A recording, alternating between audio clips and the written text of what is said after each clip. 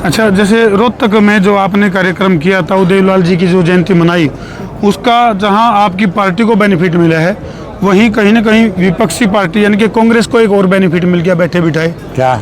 25 सितंबर 2025 की ऐतिहासिक तारीख, जिसने कि कई सारी यानी कि न्यू को वहाँ भाई राष्ट्रीय पार्टियां का दल बिठा दी। ऐसा कौन सा वो कार्यक्रम था रोहतक में, ऐसा कौन सा वो आगाज होया, तो उसे की जानकारी खातर फिलहाल जो है हरियाणा के बेबाक नेता अभय सिंह चौटाला मार्गेला मौजूद हैं।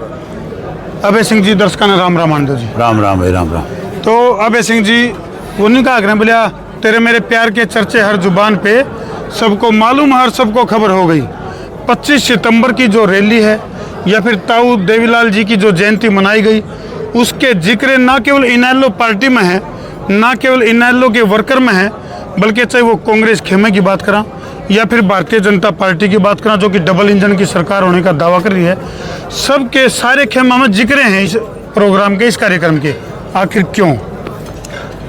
ये इसलिए एक सबसे बड़ा चर्चा का विषय है जी। जिस कांग्रेस ने एक षड्यंत्र के तहत चौटाला साहब को 10 साल की कैद कराई, हमारी पार्टी को कमजोर करने की नींव रखी जी, और उसकी चूड़े हिल गई। उसके बाद बीजेपी में इसकी चर्चा नहीं, बीजेपी में एक खौफ है इसका कि अगर तुम्हें कोई सत्ता से बाहर कर सकता है जी, तो इंडियन नेशनल लोकदल पार्टी कर सकती है। क्योंकि कांग्रेस और कांग्रेस से पहले जिन्होंने इनकी सरकार बनाई, उन लोगों पे तो कोई ना कोई प्रेशर था जी, हमारे ऊपर इन्होंने प्रेशर डालने का एक प्रयास किया। चौटाला साहब को जब सजा हो गई थी जी, उसके बाद इन्होंने ये कोशिश करी भी चौधरी ओम प्रकाश चौटाला किसी तरीके से जाकर के भाजपा के बड़े नेताओं से मिल करके इस बारे में चर्चा करी। चौटाला साहब ने साफ कह दिया था कि मैंने कोई गलत नहीं किया, मैं हरियाणा की पगड़ी आन बान शान जो मेरे सर पे है जी, मैं 10 साल की कैद काट लूंगा, किसी के कदमों में नहीं रुकूं। उनको इस बात का एहसास है अब जी, कि कांग्रेस का असली चेहरा सामने आ गया, झूठ और लूट वालों की राजनीति खत्म होगी। अब तुम्हें कोई सत्ता से बाहर करेगा तो इंडियन नेशनल लोकदल पार्टी करेगी। इनेलो के जो कार्यकर्ता हैं, कुछ एक चुटकी भी ले रहे हैं, कुछ कार्यकर्ता न्यू भी कहे हैं अगर भाई धर्मू भाई मारा हो गया था पीड़िया, अरे मारा लग गया पीड़िया का झाड़ा, तो दोबारा तो इनेलो में वापसी हमने कर ली है, तो ये पीड़िया का झाड़ा का क्या जिक्र है? ये मैंने बहुत पहले कहा था जी, कि कुछ लोगों को गलतफहमी होगी, कुछ को बहका लिया गया, वो घर वापसी करेंगे। जी, अब सबको समझ में आ गई कि झूठ और लूट की दुकान लंबी नहीं चलाकर दुकान बंद होगी। जी। तो हरियाणा की राजनीति में अगर मैं बात करूं नेताजी, तो लालों का जिक्र बढ़ा रहा है, चाहे वो ताऊ देवीलाल जी की बात करा, चाहे वो बंसीलाल जी की बात करा, चाहे वो भजन लाल जी की बात करा, और एक चौथा लाल की एंट्री और होगी, मनोहर लाल। तो क्या लगता है आपको, मतलब हरियाणा की राजनीति में आइडियल कौन से लाल को माना जाए, क्यों? ये लोग बताएं जी, ये लोगों से पूछा, वो आपको खुल के बताएंगे कि कौन सा लाल हरियाणा का ऐसा था जी, जिसने इस हरियाणा को ऊपर तक पहुंचाने का काम किया, आगे ले जाने का काम किया। 25 तारीख के बाद जो सुर्खियों में आई है पार्टी, क्या लगा आपने जिस ढंग से आज का भी अगर कार्यक्रम की मैं बात करूं, रोहतक में कार्यकारिणी मीटिंग आप लोगों ने रखी और उसमें आपने जनता से या फिर कार्यकर्ताओं से एक बात पूछी, क्योंकि जो फर्क है लोगों में, तो लोगों को इस बात का अंदेशा है कि भाई कहीं इनेलो भी ऐसा ना हो कि भाई पावर में आवे और कितने कितने या तो कांग्रेस के साथ मिल ले या फिर बीजेपी के साथ, ये डर बैठा हुआ लोगों का। यह स्पष्ट हो गया कि नहीं हो गया? हाँ, स्पष्ट हो गया, ई भी कर दो एक बार। स्पष्ट हो गया, बारी बारी में किसी चीज का स्पष्टीकरण नहीं दे सकता जी, मैंने एक बार बता दिया कि मैं किसी कीमत पे ना कांग्रेस से हाथ मिलाऊं जिसने 10 साल की कैद कराई, ना मैं उस बीजेपी के साथ जाऊं इस बीजेपी ने हमारी पार्टी को तोड़ने का काम किया जी, ना मैं उन लोगों के साथ जा सकता जिन्होंने चौधरी देवीलाल की पीठ में छुरा घंपे और चौधरी ओम प्रकाश चौटाला को धोखा दिया। तो कुछ नई चीजें क्या ऐड ऑन करी हैं, जैसे पहले भी इनेलो सत्ता में कई बार रही है, तो और क्या नई चीजें समय के हिसाब से प्रदेश की जरूरतें और आइडियोलॉजी में क्या परिवर्तन और क्या चेंजेस करे हैं? हम समय समय पे सरकार की बेकायदियों को लोगों के बीच में ले जाएंगे। वहीं कांग्रेस की जो अब तक की कार्य प्रणाली रही है जी उसके बारे में भी लोगों से खुल करके बताएंगे, चर्चा करें। वहीं हम अपने बारे में बताएंगे कि हमने जब सत्ता में रहे तो क्या किया, सत्ता से बाहर रह करके हमने आपकी कैसे लड़ाई लड़ी, आगे हम आपके साथ किस तरह से खड़े रहेंगे, ये सारी चीज़ें बताएंगे लोगों को। तो अब तक का जो ये सफ़र आपका चल पड़ा है, इसमें जो इनेलो के ज्वाइन करने की जो रफ्तार है उसमें कितनी तेजी आई है, और 25 सितंबर की रोहतक की जो रैली अभी है। आप इंतजार करो, अच्छा जी, अभी दिवाली का त्यौहार तेल आएगा, देखो और तेल की धार देखो। अभी दिवाली का त्यौहार आएगा, अभी बहुत कुछ बदलेगा। जी मौसम बदलता है कि नहीं बदलता है, बिल्कुल। तो फिर राजनीति भी बदलेगी। ताऊ देवीलाल जी की जयंती का जो कार्यक्रम स्थल डिसाइड करा, तो रोहतक किस सोच के साथ आपने रोहतक को डिसाइड करा जी?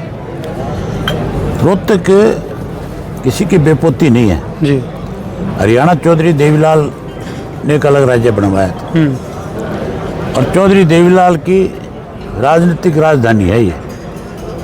हम चौधरी देवीलाल जी का जन्मदिन कहाँ मनाएं, ये हमारी पार्टी तय करती है। जी और अब की बार पार्टी की लीडरशिप ने ये फैसला किया कि हमें रोहतक में मनाना चाहिए। जी अगली बारी फिर हम मीटिंग करेंगे, जो 2 महीने पहले करते हैं उसमें तय करते हैं, उसमें तय होगा कहाँ मनाएंगे।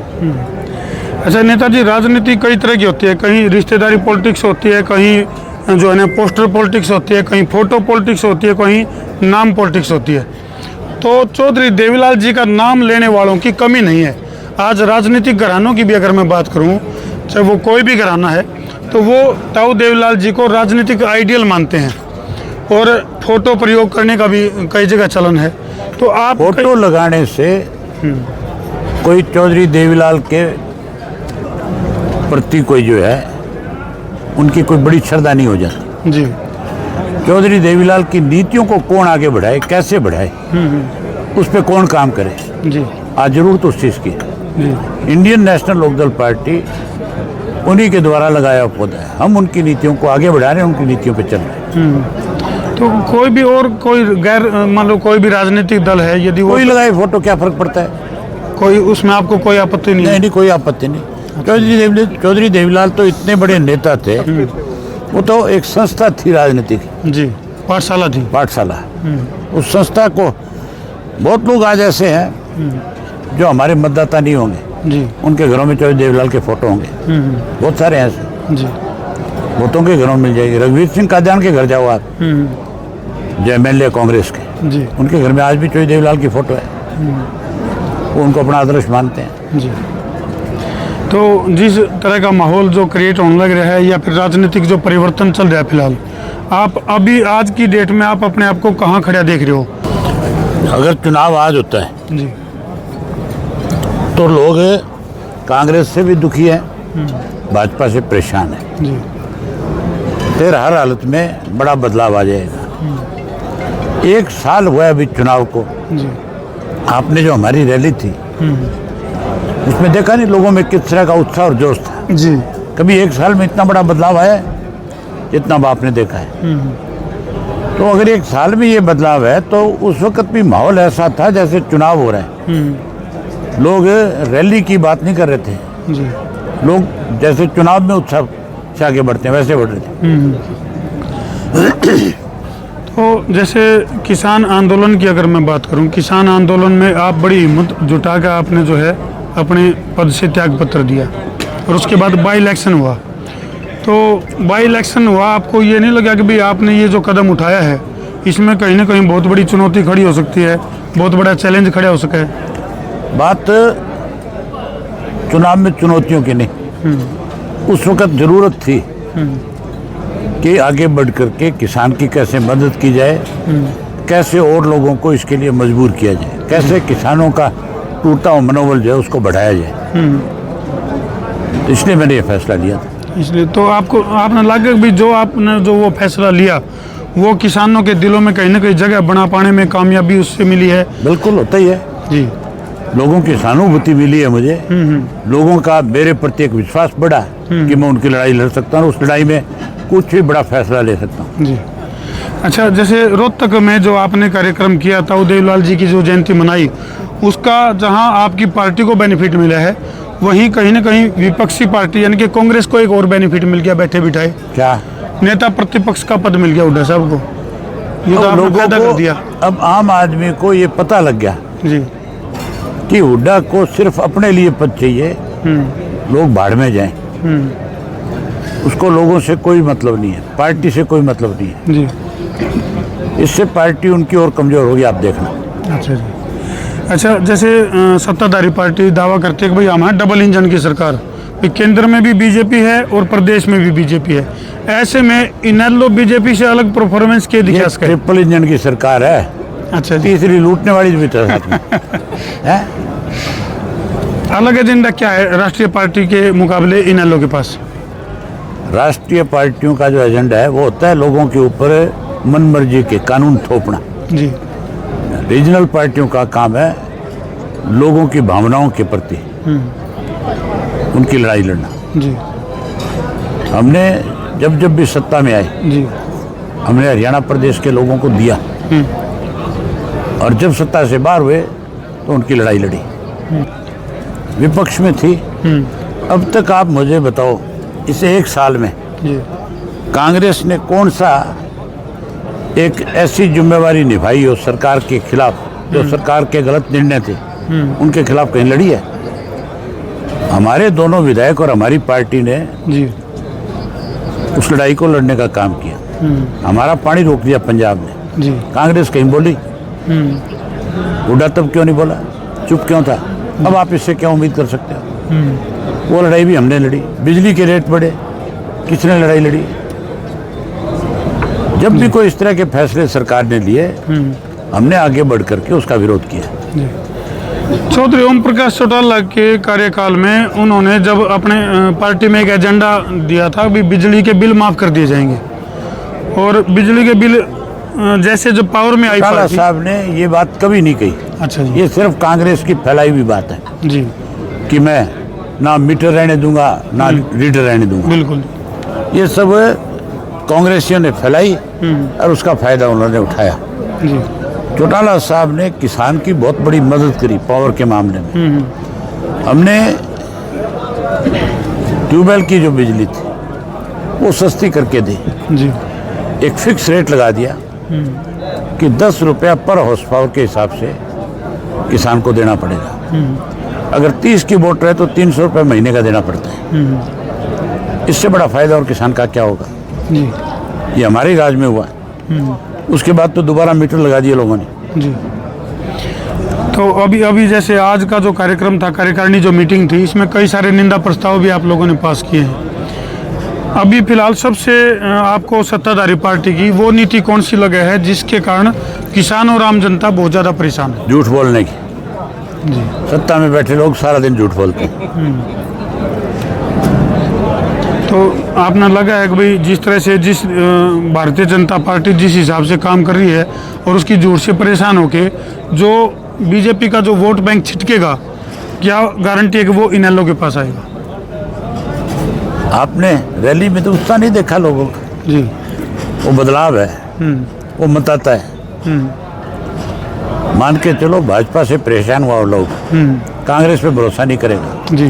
क्योंकि कांग्रेस ने तो बीजेपी की सरकार बनाई है। अब विश्वास अगर किसी पे है तो आईएनएलडी पे है और किसी पे नहीं। चलो भाई, ये थे इनेलो सुप्रीमो अभय सिंह चौटाला, जिनके दावे और साथ ही साथ जिस कार्यक्रम में फिलहाल हम मौजूद हैं, कार्यकारिणी मीटिंग थी जिसमें कार्यकर्ताओं में जोश अलग अंदाज में देखने को मिला। और सबसे बड़ी बात ये निकली, कार्यकर्ताओं का साफ तौर पर कहना है कि भी मारा हो गया था पीलिया, यानी कि हरे रंग का गेला जो पीला रंग दिखने लग गया था, और उनका दावा है कि भी मारा लग गया पीलिया का झाड़ा। तो ये झाड़ा कितना काम करेगा वो आने वाला वक्त बताऊगा। फिलहाल इनेलो कहाँ खड़ी है कमेंट सेक्शन में ज़रूर लिख दियो। नेताजी का दावा है कि भाई फिलहाल जो है जिस ढंग से 25 सितंबर का जो आगाज़ रोहतक के अंदर जो देखा गया उसका जो जिक्र है वो पूरे हरियाणा में है। तो हमने क्या लगा है कमेंट सेक्शन में ज़रूर लिख दियो, कर दियो वीडियो ने शेयर। मैं हूं आपका अपना देसी पत्रकार धर्मू। जय जवान, जय किसान, जय हिंदुस्तान, जय श्री राम।